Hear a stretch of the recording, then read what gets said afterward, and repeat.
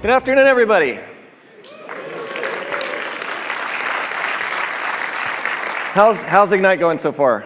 It's a good one? Yeah? Yeah? I mean, it's kind of like old times, isn't it? For those of you that have been coming to this for a while, finally large Ignite, big session rooms, and it's pretty awesome to be back here in person. So, welcome to Inside Cloud Native Incubations. In this session, I'm going to take you on a tour of a bunch of things that we're working on, that are just released, and kind of give you a view of where we see the vision for cloud modernization going. And if you take a look, a lot of you have probably in your organizations gone through a cloud modernization journey or going through one, which the first step is typically go containerize your workloads. Another step is going into microservice-oriented applications, breaking down the monoliths. And then another big step is going to serverless. And actually, that is the view that I've been driving in Azure since I started in Azure, is going, and Azure actually started in kind of the 𝗬𝗲𝗄𝐴𝑠𝑖 serverless with cloud services, but really going to you not having to worry about the infrastructure at all. And when you define an application, not having to worry about the details of the infrastructure. And so that's what you're going to see through this, is a big focus on things that we're doing to move us as far towards serverless as possible and to make it possible for you to actually easily develop containerized microservice-based applications that are serverless. So I'm going to break down the innovations into three different categories. The first one being containers, what we're doing to make containers better, specifically serverless containers and containers that you might be deploying on Kubernetes clusters that are non-serverless. And then I'm going to talk about things we're doing to improve the security of containerized workloads. And then finally, I'm going to talk about incubations. And I'll explain more about why I'm talking about incubations when we get to that section. So let's talk about containers. And how many of you are familiar with Azure Container Instances, ACI? So ACI, this is one of those places where Azure in the late 2015, 16, 17 timeframe kind of had this reputation of Microsoft's not the cool cloud native kind of company. But it turns out Microsoft were the ones that came up with serverless containers. And then you saw AWS and Google follow suit with their versions. We were first with this. And the idea here is you have a container image, you just want to deploy it and have the infrastructure worry about hosting it. You don't want to have to go create a cluster and deploy it onto these containers onto nodes. And one of the things that we've done is implement Hyper-V isolated containers with ACI. Because in Azure, when we talk about strongly isolating one workload from another, our security boundary is virtualization. And so when you've been deploying ACI serverless containers, you've been deploying them into Hyper-V isolated containers. Those Hyper-V isolated containers are running on a second level hypervisor. You can see in this picture there's a hypervisor on the bare metal, that's the Azure hypervisor, and then you've got a VM, and inside that VM there's another hypervisor, and that VM is creating these isolated containers. And that's inefficient, and if you came to my session yesterday, you know that we're going and working on implementing something we call direct virtualization, which is now we let ACI create these containers directly on the Azure hypervisor. And there's no intermediate hypervisor anymore, which, again, yesterday I showed all the benefits of that, from security to giving these containers direct access to hardware devices. We've also been making ACI more powerful, because it started out as single container instances that you could just go and manage individually. But just like with virtual machine scale sets, we want you to be able to manage groups of them consistently and scale them out and scale them back in and automatically update them with rolling update policies. And so we've introduced N groups, and I've demonstrated that at Build and last Ignite, the ability to go create whole fleets of a common ACI container instance image. We've also made it possible for you to connect a serverful kind of construct in Kubernetes clusters with the serverless ACI containers. Through Virtual Node, we introduced a long time ago, like 5 years ago, and then more recently Virtual Node 2, VN2, which now natively integrates with Kubernetes and basically removes a lot of the reasons why people couldn't use Virtual Node before, because now they look very native as the nodes to Kubernetes, and you get all the functionality and features that you would get with a full serverful node. Now, one of the things that we've also done is let you do these container instances with rapid scaling and bursting for AKS, but we've also recently introduced the concept of standby pools. And if you came to my session with Scott a little bit earlier, you saw me leverage ACI standby pools so that I could go bursting out to 100 container instances just in a few seconds. This is where you go create these images, you specify the standby pool parameters, and then as you're deploying ACI instances, it can go pull these things and then start to use them almost immediately by making them custom instances. ACI is the plan of record for Microsoft's internal infrastructure. We want to be serverless inside of Microsoft. And so over the last few years, we've been migrating more and more of our internal services onto ACI. So just to give you an idea that this thing is becoming the bedrock for Azure's infrastructure, and here are just some of the services. And it's basically like every week we'll find another service team that has completely completed a migration to Azure Container Instances. It's really exciting to see this kind of take off now organically inside of Azure and across Microsoft as well. So we want to make sure that there's no reason for somebody to not use an ACI container instance. When you take a look at virtual machines, or when you take a look at being able to deploy containers into your own VM or your own server, one of the benefits that you get is that the environment there, the resources, are shared by all the containers you deploy. And it's kind of soft sharing. Like one container can use a lot of memory, another one can use a bunch of CPU, and as long as there's enough total CPU and memory, you can have lots of containers in there kind of sharing resources. So one of the things that you can also do is a container running inside that environment can grow, basically use more memory, use more CPU. Now, when you want to do sharing in a hostile multi-tenant environment, you've got to be very strict about the resources that are assigned to one or the other. So we're working on a few things. One of them is resource over subscription, where you can actually put a bunch of container instances together and say, they're going to share a bunch of CPU. And here are the parameters for how they share. We're even making it so they can share memory. We're making it so that there's no reason for you ever to say, you know what, I want more control, so I need to deploy these containers in a non-virtualized way so that they can share and oversubscribe with one another. And one of the ways that we're also taking care of that and removing the obstacles is letting you stretch and grow container instances on the fly. So this is something that you're going to see coming out, which is stretchable ACI container instances. The idea here is you specify the min and max parameters for how big you want a container instance to be.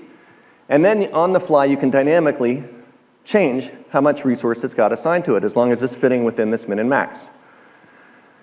This is going to come with direct virtualization support for ACI, which we've already got enabled internally, where now you can put container instances together down on a single server and then have them grow and shrink organically. So let's go see a demo of that really quick. So here I've got my experimental container instance deployment of stretchable container instances. I'm setting min and maxes now for the virtual CPU assigned to them, and min and max for the memory. Here, min of 420 gigabits max. Now I'm going to go and create that stretchable container instance in a few seconds. Here we go.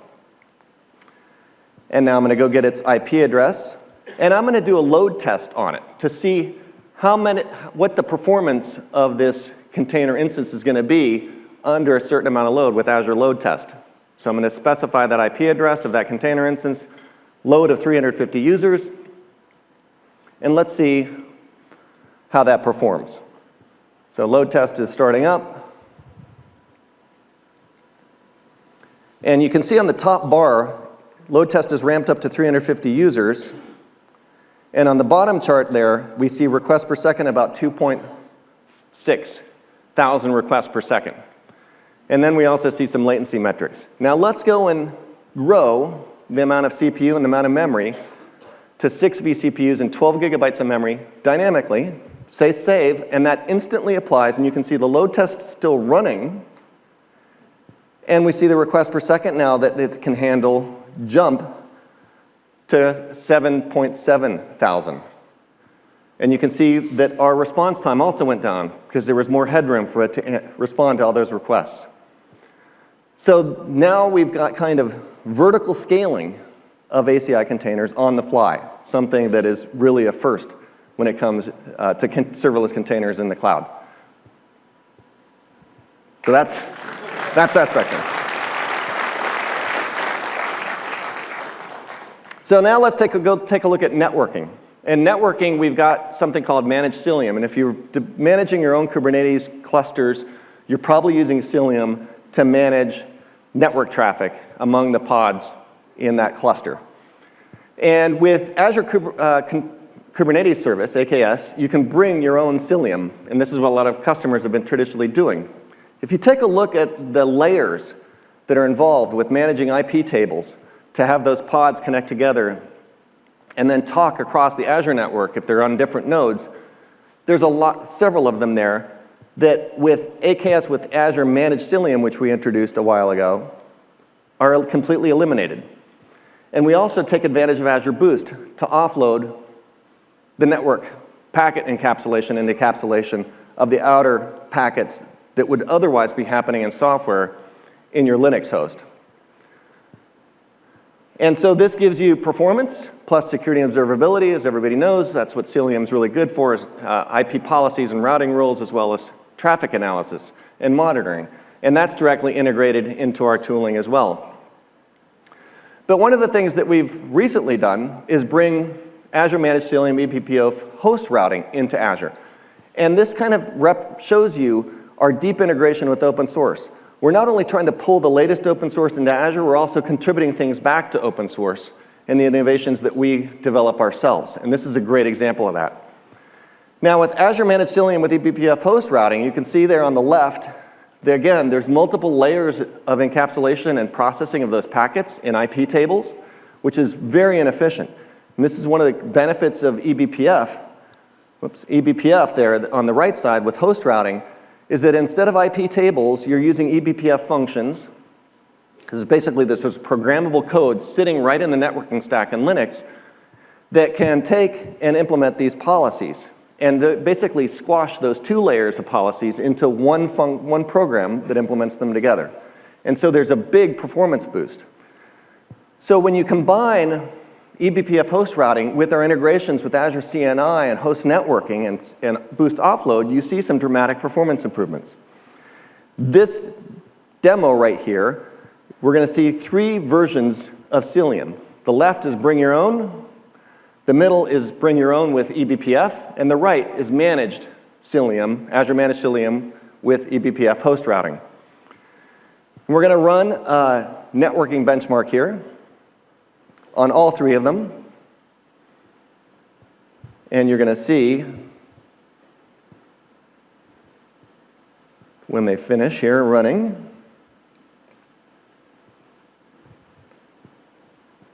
And we take a look at the throughput, 6.53 gigabits per second on the left, 7 gigabits in the middle, and then close to 10, which is over a 50% performance improvement over you bringing it yourself without eBPF. And still a significant boost over you bringing your own with eBPF in it versus the managed Cilium that's built in. So this is the kind of integrations that we're doing deep with open source contributions into our stack to provide great performance for our Kubernetes pods. So next, let's talk about storage, because we got compute, network. Let's talk about an advancement we're doing with storage. And one of them that we've introduced is Azure Container Storage, which is built into AKS. And one of the things that you get out of Azure Container Storage with AKS is you get local and remote targets. So Azure disks or local NVMe drives. With Azure Boost, you're going to see this kind of performance, which I mentioned yesterday. There, up to 6.6 million IOPS for local NVMe access for your containers and 3 to 6 gigabytes of network throughput, of bandwidth rather. But one of the things that we're working on and we're going to come out with soon is in response to a lot of AI workloads and a lot of workloads that want to share images or data across a bunch of pods in the cluster. And that is distributed caching for Azure Container Storage. Let's say that you want to do model inference and you want to download a giant model. Well, how do you make sure that you don't have to download that model over and over again from Azure Storage to get it into your pods, where you can get it from local NVMe drives and locally cached. Of course, each node can go download it, but that's kind of a waste too, because another node wants it and they're going to have to go back to storage rather than maybe going right next door or right on the same node. The pod might be on the same node to go grab that. So let's go take a look at Azure Container Storage with distributed caching, loading a fairly large image. And this is going to be 𝗦𝗽𝗀𝗀𝗀𝗶𝗶cie, a large LLM that's open source that we're going to go download from a container registry locally. And here we're downloading it. This is the non-cached version. We're going to fast forward here, and that took about 3 minutes to download. Now, if we see what's in there in our local storage and we delete that locally downloaded cache, we download it again, we're going to see that again, it's going to take over 2.5 minutes. So this is what happens when you don't have persistent caching or shared caching among your pods, is you're going to have to pay this performance overhead all the time. Now here we're on a different node, and we go and check what's in the local cache, and you don't see 𝗦𝗽𝗀𝗀𝗀𝗀𝗀20B is actually there, rather, because it's able to get it from the distributed cache that was downloaded on the left side. And so in this case, because it was downloading it from the cache from another node, it just took 24 seconds to go grab it. So this is the kind of giant performance boost that kind of surprising. Instead of going all the way back to storage, going back to the container registry, you get this benefit of just pulling it from the next door node and get it in just tens of seconds rather than minutes. So look for that coming soon.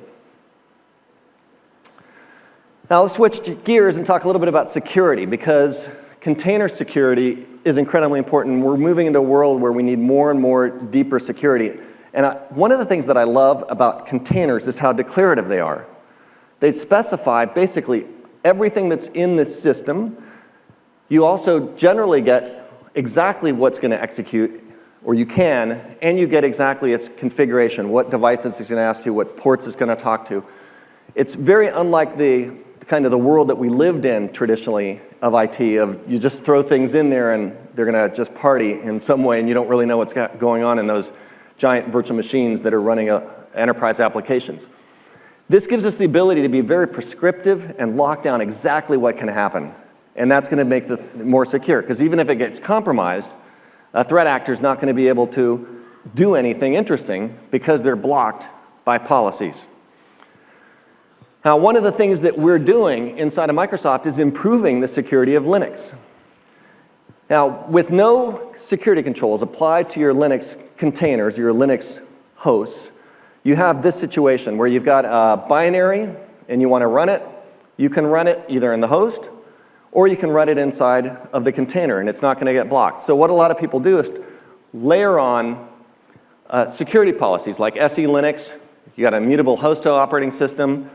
But the challenge with this is those SE Linux policies don't transparently go up into the container. And so while you might be blocking that image on the host, a container goes and runs that image, and it's allowed to. So one of the things that we've been doing is adding features and leveraging features to provide lockdown Linux containers. If you take a look at the stack on the right, you've got SE Linux, which we saw before. You also have something called Verity for your immutable image that allows you to specify policy about what can and can't run very precisely. And then we also have Integrity Policy Enforcement, IPE. IPE is a security feature for code integrity that Microsoft introduced in upstream. So this is now one of the core ways that people implement code integrity on Linux came from Microsoft. But putting these things together, we've got something called OS Guard. And OS Guard leverages DM Verity, like I said. And let me just explain what this is really quickly so you understand what you're going to see in the demo. DM Verity is similar to blockchain. You hash every block, and then you create this tree of hashes. So a group of hashes also gets hashed, with blocks of those hashes get hashed, and then at the root, you sign that root hash. So to check whether something is allowed to execute, you basically take your image, you create this 𝗬𝗻𝗻𝗀𝗻 hash tree on it, you sign the root, and now when a block gets read from disk, you simply go and say, okay, does that hash correspond to the hash of the parent of the slot in the parent block? If it does, you're good because you've already verified the whole tree. Or if you want to re-verify it again, you go up the tree and see if the hashes are all lined up in each parent block. Till you get to the root, and then you see if it's signed, and then you see if your policy says this signer is something you trust. So when you apply that dynamically, you get the ability to have these very locked down containers. So on the left, you see your container image registry, which has your container image manifest of the layers and the hashes of those layers. Then you have, associated with it, the 𝗬𝗻𝗻𝗀𝗻 hash blocks of each of those images. When you go deploy the container on the right, again, that immutable operating system with 𝗬𝗻𝗻𝗀𝗻 checking blocks as they're being read by the system against that tree and seeing if they're signed. If they are, you're good. And this applies to both the host as well as the pods or the containers. So what we're going to see here first is being able to download some malicious package, hello host, and that's in the host, and this is in the container. We're allowed to run them both, and this is the default, no security applied. Now, this view here, if you take a look at this OCR registry where we've got our image, we also have this manifest there, which has the layers that we trust, and the annotations that say the signature has to be this. So that's pulled down, leveraged by OS Guard. So now when we try to run that, we're going to get permission denied, and we go into the container, create the pod, and we're going to actually try to run it again, and we get permission denied. Because OS Guard with 𝗬𝗻𝗻𝗀𝗻𝗀 is checking and seeing this thing is not a part of the original 𝗬𝗻𝗻𝗀𝗀 hash tree because that block has been modified with the download, and so this thing is not allowed to execute. So very locked down images now, possible with OS Guard, which we're also working on upstreaming into Linux. And then we want to take this security a step further and get into confidential container groups. This is ability to have confidential containers, ones that are protected with hardware, that have policy associated with them for what can and can't run, where now you get policy enforcement plus hardware protection. So what I'm doing is pushing an image, and then I'm going to download it and run it and try to do things in this container that are allowed or not allowed by the policy that was associated with the confidential container image that's being enforced inside of that confidential boundary. And this is going to keep the security of that confidential workload, the data in it, and secure. So what we just got is an attestation of a hash from the hardware here and compares it with the hash that's in our policy, and they match. So this is a container that we trust. We're going to actually try to execute a command here, command/cdir, which the policy says is one of the commands that are allowed inside that container. And if we try that, we can see that it worked. And this is a Windows confidential container. This is something that is not out yet, but we're working on. And here you can see we tried to just do command without the /dir. Because that wasn't a command line that was allowed by policy, that was denied. And the idea here is now a threat actor can't go and inject commands into the container that might compromise the integrity or confidentiality of that container. And we can be very specific in the policy about what's allowed to happen and what's not allowed to happen. So this is where we're going with ACI and containers in general, is locking them down, implementing strong policies to prevent them from or protect them from outside influence. And now we'll get to a world where we know exactly what's running in it, what it can do, and threat actors will have much less elbow room to go messing around with things. We also want to make sure that we can fix vulnerabilities very quickly. And if you're used to fixing vulnerabilities in containers, you know that if there's a vulnerability in layer 1, like your distro, you've got to go rebuild all your containers that have a dependency on that image. And that means the sequential, go up the tree all the way to my application rebuilding, which takes time. And you got to push these things to the registries, pull them down, do another Docker build, push it up,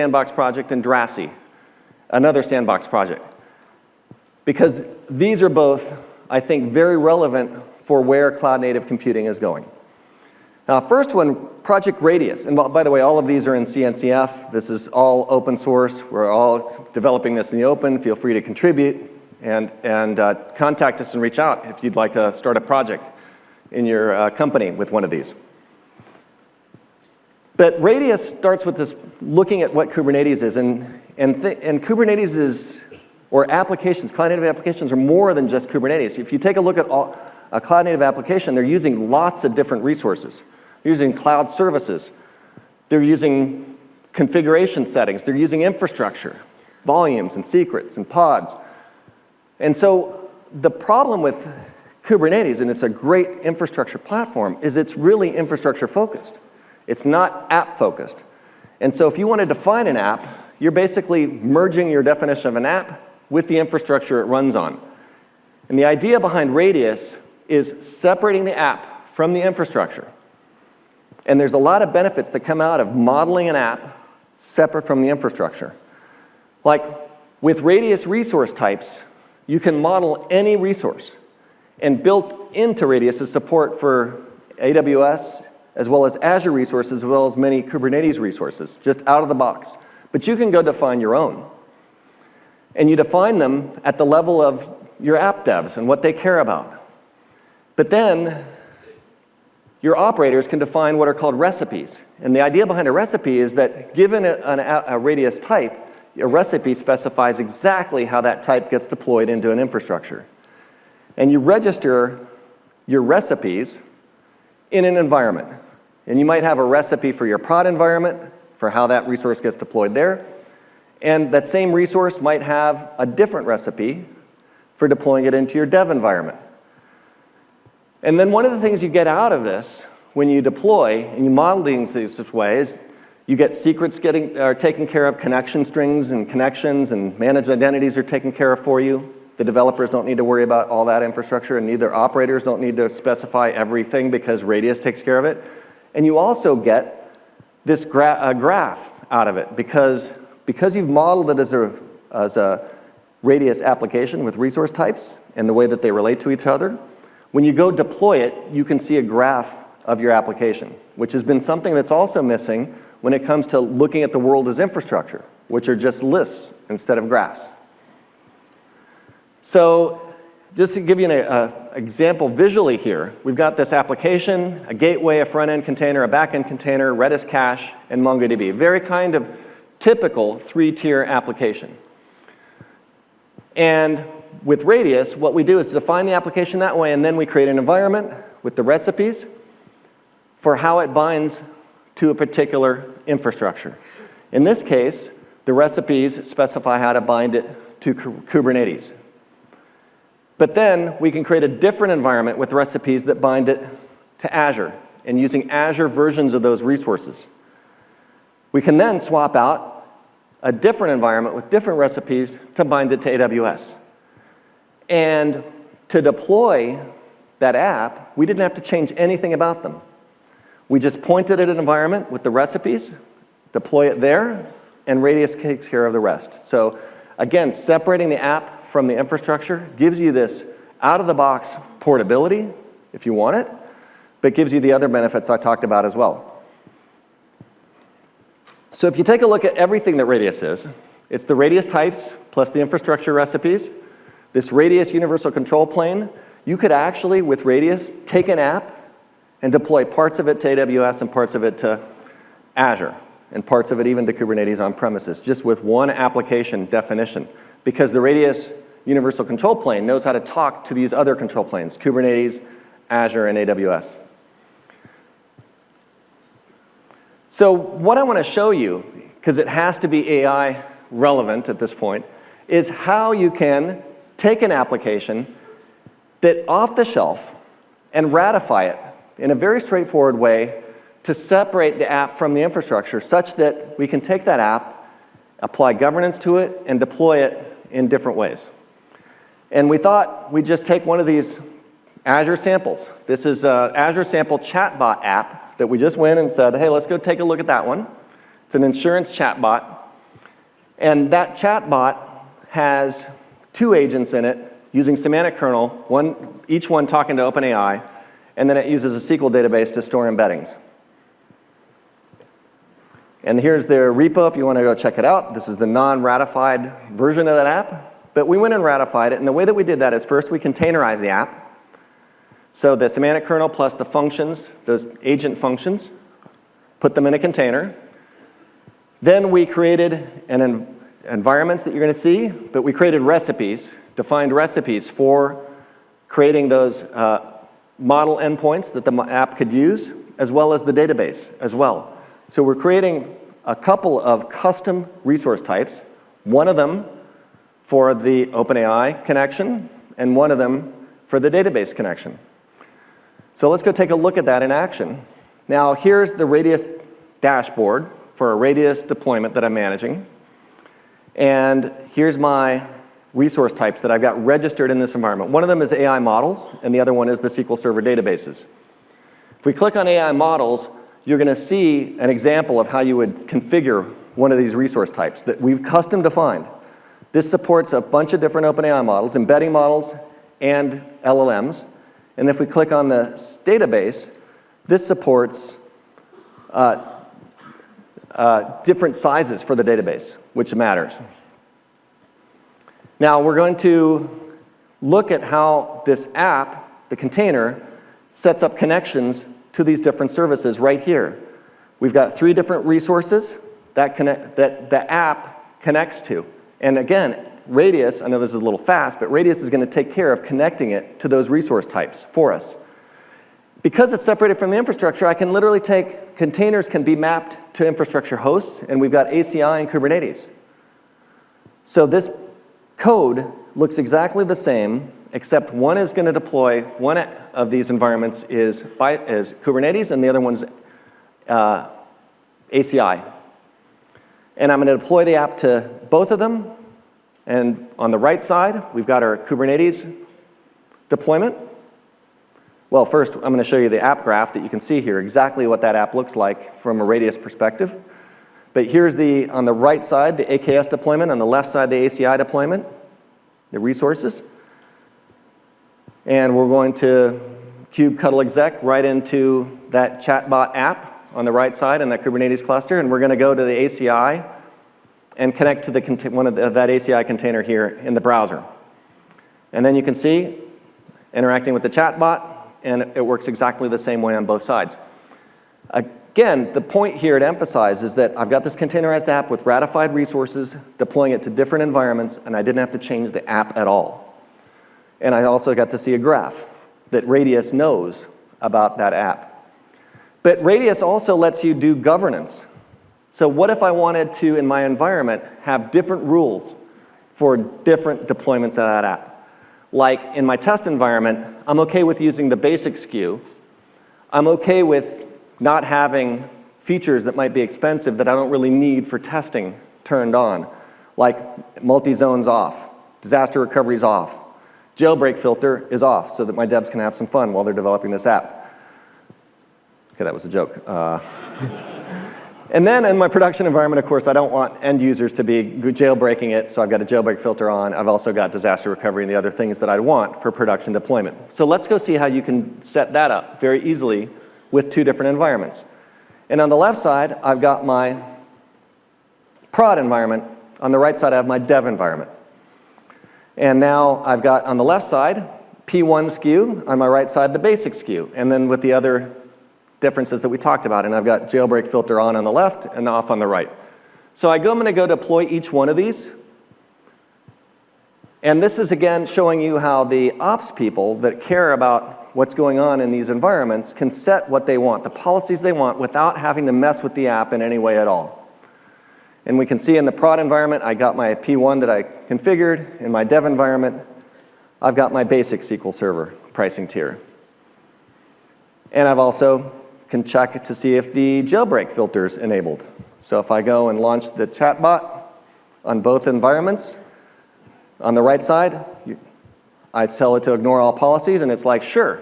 That's because it's the dev one without the jailbreak filter. On the right side, you can see that it gets flagged as a jailbreak violation. So very easily, separation again of dev concerns from operator concerns, app definitions very clear from the infrastructure definition with Radius. Now the last incubation I'm going to talk about is Drasi. In Drasi, the idea here is, as we move into more event-driven style architectures, one of the things that's really challenging about responding to events, especially in complex systems where we're worried about state changes, is how do I get the changes into my app, my logic, and then how do I keep track of the state so that I know when something should happen? And then how do I trigger that to happen? And up to now, there's architectures that have to poll, so go read the thing over and over. Did something change that I'm interested in? Or you do changelog event processing and have this very custom logic to go looking at the events and saying, is this something I care about? And if it is, oh, did it change? Did it trigger a state change that I'm interested in so that I can then react to it? or you do streaming analytics kind of on the streams as you're processing. This ignores even the fact that at the end, you've got to figure out how to keep track of that state. Like, if this value is below this threshold for 5 seconds, and this one's above this threshold for 2 seconds, and this is also true, then I want to do something. And while that expression that I just gave you might be relatively easy, think about more complex ones and think about changing that over time as the requirements change. And what happens if one set of state is in a Postgres database, the other one's in a MongoDB, and you've got to join them together? That's exactly the kind of problem Drasi's designed to simplify. And when I say simplify, I mean drastically simplify. Drasi's concept is very straightforward. In the middle there, you've got continuous queries.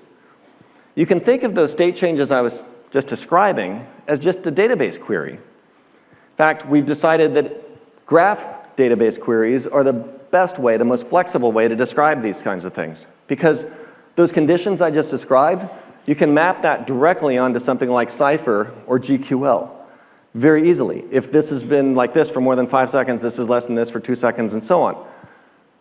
And then all you have to do in Drasi is say, when that condition is true, go execute this reaction. And that reaction can be fire this webhook, put this message in an event hub.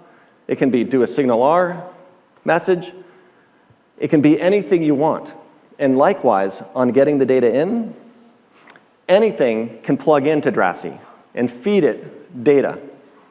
And that data, it comes in as a stream of messages. So it's designed for continuous change data sources. And Debezium, which is an open source continuous change format, it supports natively out of the box.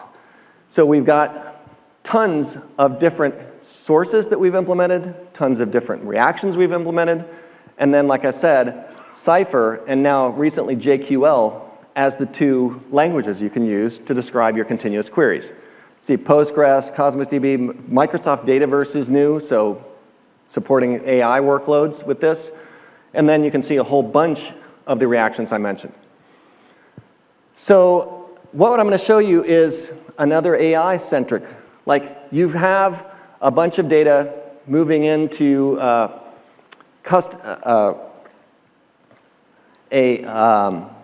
rating system for your products. You want AI to be able to query the ratings and answer questions about those ratings. Now, keeping that vector database up to date with the changes can be tough, but Drasi is going to simplify that. So let's go take a look at this demo here. And the first thing we're going to look at is the sources. We've got two databases we care about, a Postgres database and a MySQL database. And one of them has the products and the other one has the reviews. And we can take a look at the products. We've got a bunch of products in there. And then we can go take at the reviews that customers have left for specific products. We join them by the product ID. Now we go and say, this is the query that we want. If it has a review, we want to emit a new review. We want to emit the name, the review, and so on. And now we go and we can take a look at the current state of those queries. We see a bunch of new reviews that came in. And we can ask questions now because those were embedded about which laptop has the best reviews, which ones do you have. And you can see there's two products in the database. And by doing that continuous query, we know which one has the best review. Now I'm going to go and take a look at when a new review comes in, we're going to take the data that comes out of that continuous query and go embed it and stick it in this embedding database, the quadrant. And we're going to use this text embedding 3 large model to do that. And now I'm going to go and look at what's in the quadrant database. And you can see there's 9 entries that have ratings. And I'm going to insert 10 positive reviews for that new database, that new laptop by putting that in the database. All of that just flew through Drasi. And now if I ask what laptop has the best review, it's going to tell me, actually this one that we didn't see before, Gamer-X Elite, has the best reviews. So just let me stop and summarize what you just saw.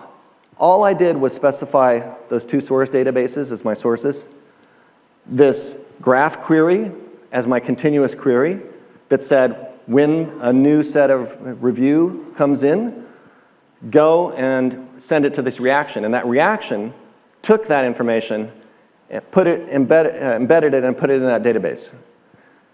And I didn't have to do anything. No polling. My join was in that query. It's completely standing, yeah. So it's,